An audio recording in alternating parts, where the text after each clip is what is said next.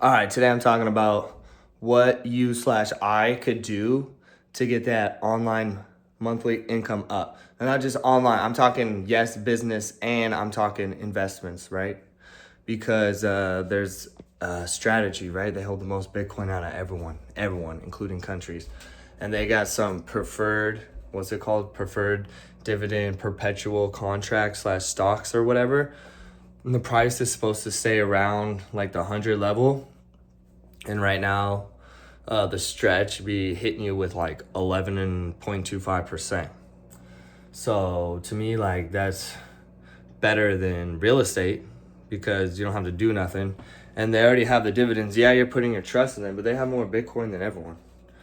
And yeah, when Bitcoin dipped to like what 65 the other day, it went to like 93.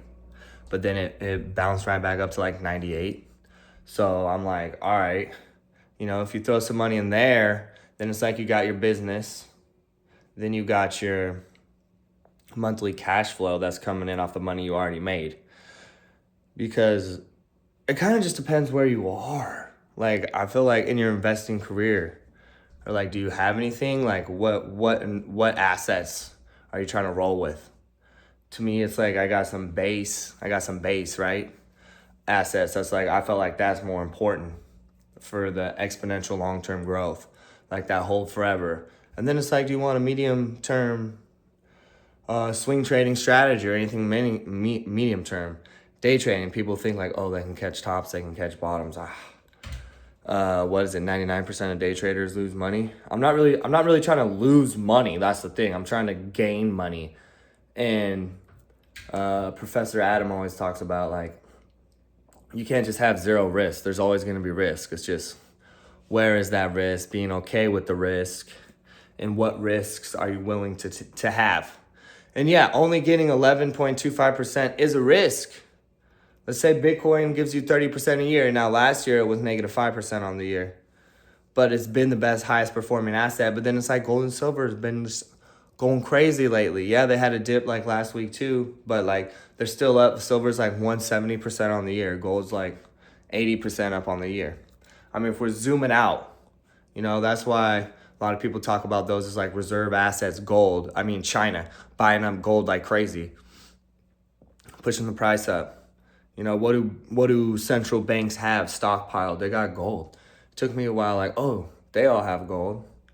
And then it's like, the thing is, the fiat money, they could be printing it infinitely. So then it's like, okay, well, let's say you do get 11.25% on your money, but if they're printing it like crazy, it's not gonna free you unless you got like 250K in there. Now, if you got 250K up in there, getting 11.25%, you're sitting at like over 2K a month, where you could definitely live overseas and not be tripping about anything. Well, and you could obviously like using your active energy on your business, offering services or products for sale that people exchange money for. But if you got an extra 2K, I know some of my homies in the military, shout out Brody, you know who you are, an absolute beast, racking in like, good money each month from his active energy that he used previously in his life. So that's a win right there. That's a win. And it's like, he got plans. He got big plans. He's like my homie that's like, he's going to Japan, right? So he's about to be in Japan in a few months now. What, it's February? I think around summertime, he's doing the move. He's Passport Bro 101. And getting to his roots, learning Japanese.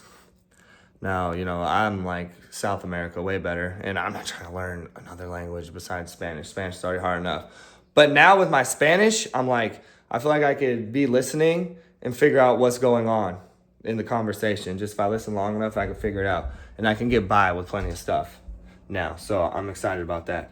Also got some lentils rolling because I hit my workout. So I'm about to do eggs and lentils for breakfast. And I got the black beans, 8 hours on low in the crock pot right now. We're getting that. Look at all those garlics. Bro, I'm about to be smashing. Mix it with some rice. I'm not going to make the rice right now to mix with my lentils, rice, and eggs. That'd be fire. It's almost like now that I'm saying it, I kind of regret it. But yeah, Yeah, so it's like assets. It's like you compounding your wins in life. Let's say you get paid, let's say, boom, you get $750. Boom, you put it in the STRC. Boom, that's racking you $7 a month. Now, $7 ain't that much, right? $7 ain't that much. But think about it. You just got that for, I don't want to say ever because something could happen, but it's like you got it rolling for you now. You opened up the faucet where now time is on your side. Versus like if you only play the other side, if you're always stuck paying off debt, like, oh, I got to pay off all my debt before investing. People like to say that, right? And on the surface, it sounds good. Like, oh yeah, once you get all your debts to zero, then you start investing because then you're not underwater. But then it's like you're always stuck. You never have like that momentum on your side pushing through. You know, I'm not a financial analyst. I just think about it a lot.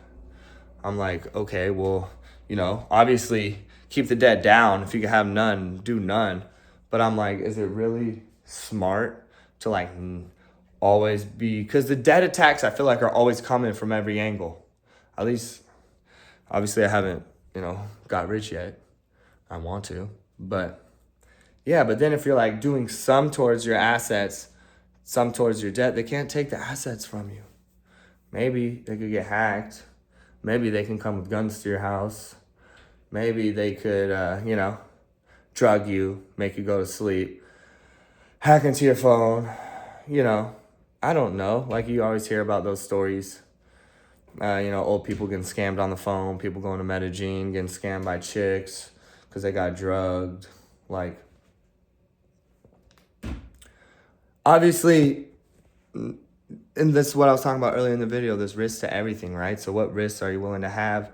I think spread it out. I'm not really sure, but that's where my mind's at, and I want these lentils to go because I'm hungry. I also did a 21-hour fast this week. I felt real good. I hit that salt, and I shook it in front of my mouth. Got the salt in my mouth, chugged water, and it just like helped me not be super hungry. And I felt good off of it.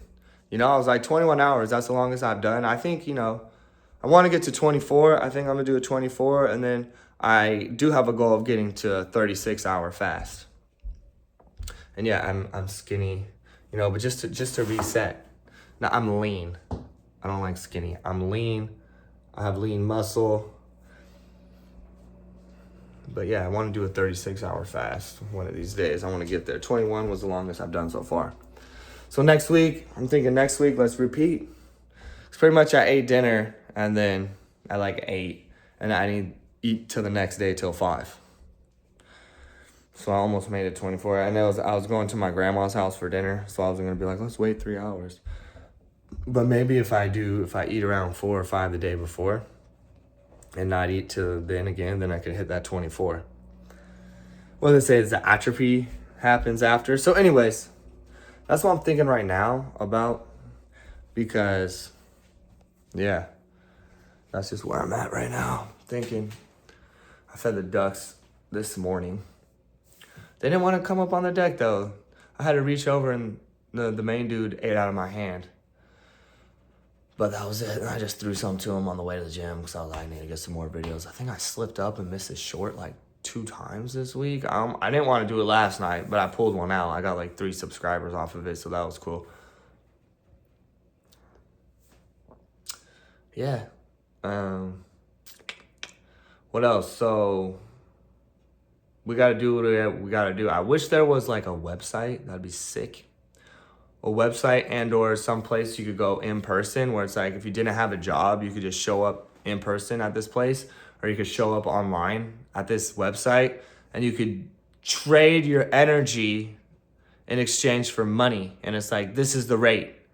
Like, let's say it's minimum wage or not minimum wage, whatever. So like, you know, there's a place like in every city where you just show up every day at a certain time and you work. And you can show up whenever you want. Or you got to show up at that time, but you can show up any day that you want. So it's like, oh, if you were unemployed, you could always just go there and work. Or if you like go on your computer, boom, you go to that website, you could just work, get paid for whatever you did. That'd be something cool to invent. Obviously, you could steal my idea, it's chill. Hook a brother up though, if you do. All right, much love. Peace.